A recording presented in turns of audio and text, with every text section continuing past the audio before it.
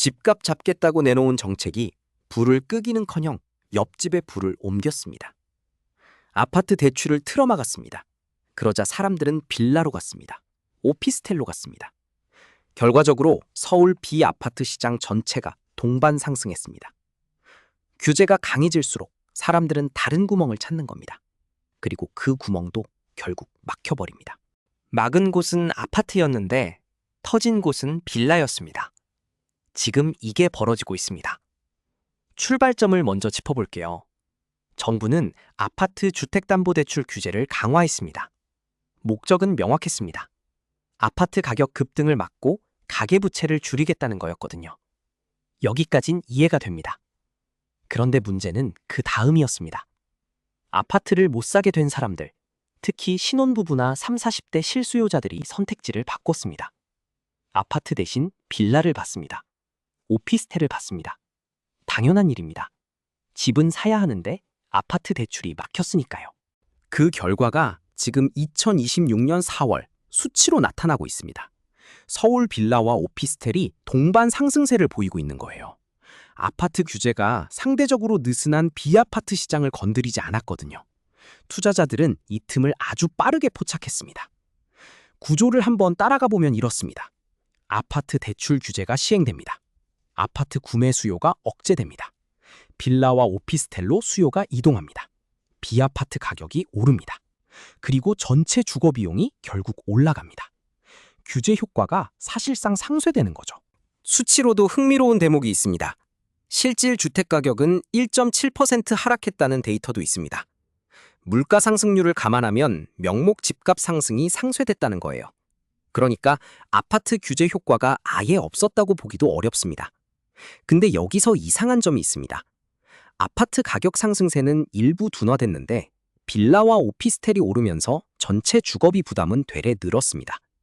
어느 수치를 기준으로 정책 성공을 판단해야 하는가? 이 질문에 명확히 답하는 정책 담당자는 아직 없습니다. 이제 왜 이게 큰일인지 들어가겠습니다. 첫 번째입니다. 규제는 특정 상품을 겨냥하지만 수요는 규제 밖 상품으로 즉시 이동합니다. 이건 구조의 문제입니다. 빌라와 오피스텔이 오르면 다음 규제 대상은 비아파트가 될 겁니다. 그러면 수요는 또 다른 틈새를 찾겠죠. 정부가 문을 닫을 때 시장은 이미 창문으로 나가 있는 겁니다. 정책의 속도가 시장의 속도를 구조적으로 따라잡을 수 없다는 게 핵심입니다. 두 번째입니다. 이게 더 심각합니다. 규제 직후 움직인 건 투자자들이었습니다. 비아파트 시장을 빠르게 선점했습니다. 늦게 움직인 건 실수요자들이었습니다. 신혼부부, 사회초년생, 지금 당장 집이 필요한 사람들이요. 이들이 빌라 시장에 들어왔을 때는 이미 가격이 올라 있었습니다. 아파트도 못 사고 빌라도 비싸진 이중 피해 구조가 만들어진 거죠. 집값 잡겠다는 정책이 가장 집이 필요한 사람들의 선택지를 먼저 빼앗았습니다. 세 번째입니다. 이건 앞으로를 봐야 하는 이야기입니다. 빌라와 오피스텔은 아파트보다 환금성이 낮습니다. 팔기가 쉽지 않다는 뜻이에요.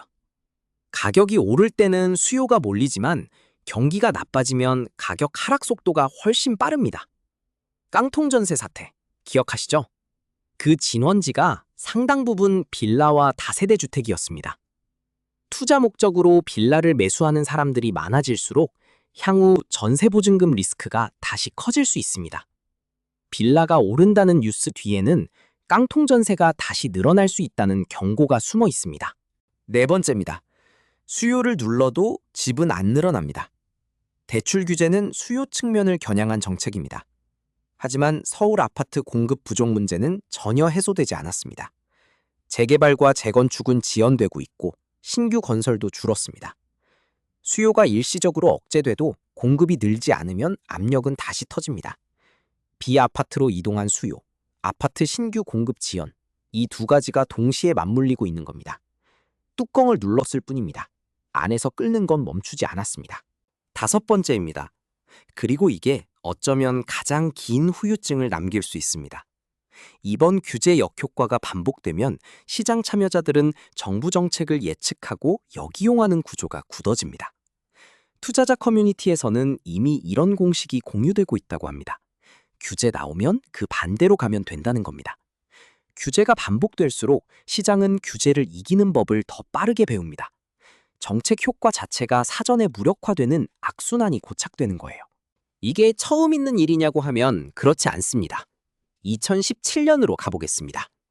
당시 정부는 파리 부동산 대책을 내놓았습니다. 투기과열지구의 LTV, DTI를 강화했습니다.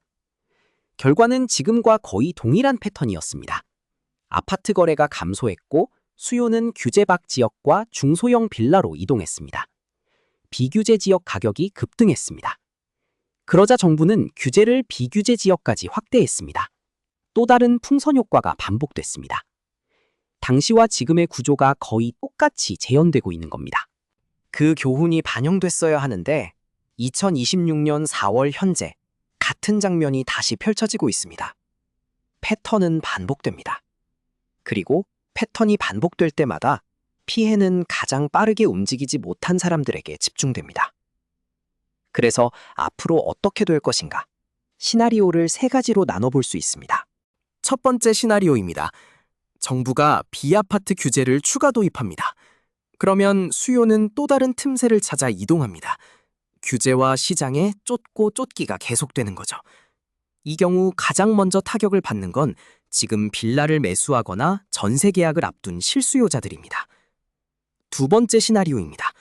공급 확대 정책이 본격화됩니다. 재개발과 재건축 규제가 완화되고 신규 공급이 가시화되면 중장기적으로 가격 압력이 완화될 수 있습니다. 하지만 공급이 실제 시장에 반영되기까지는 최소 3년에서 5년이 걸린다는 게 문제입니다. 그 사이에 지금 집을 봐야 하는 사람들은 어떻게 해야 할까요? 세 번째 시나리오입니다. 규제도 공급도 모두 지연되면서 시장이 분절화된 채로 굳어집니다. 강남과 강북, 아파트와 비아파트, 매매와 전월세의 격차가 더 벌어집니다. 서울 부동산이 이미 이중시장으로 분화되고 있다는 신호들이 나오고 있습니다. 이게 가장 조용하고 가장 오래 지속될 수 있는 시나리오입니다. 지금 2026년 4월, 빌라가 오르는 뉴스가 나왔습니다. 좋은 소식처럼 들리는 사람도 있을 겁니다. 하지만 그 뉴스 안에 담긴 구조가 무엇인지, 다음엔 어디가 터질지를 보는 게 더 중요합니다. 이번에도 먼저 움직인 건 정보를 가진 쪽이었고, 나중에 진입한 쪽이 피해를 입는 구조가 반복되고 있는 겁니다. 집값을 잡으려는 정책과 그 정책의 빈틈을 먼저 찾아 움직이는 시장. 이 싸움에서 가장 늦게 소식을 듣는 사람이 가장 비싼 값을 치르게 됩니다. 오늘 얘기는 여기까지입니다. 재밌게 보셨다면 구독과 좋아요 한 번씩 눌러주세요. 복실이가 다음 이슈도 열심히 물어오겠습니다.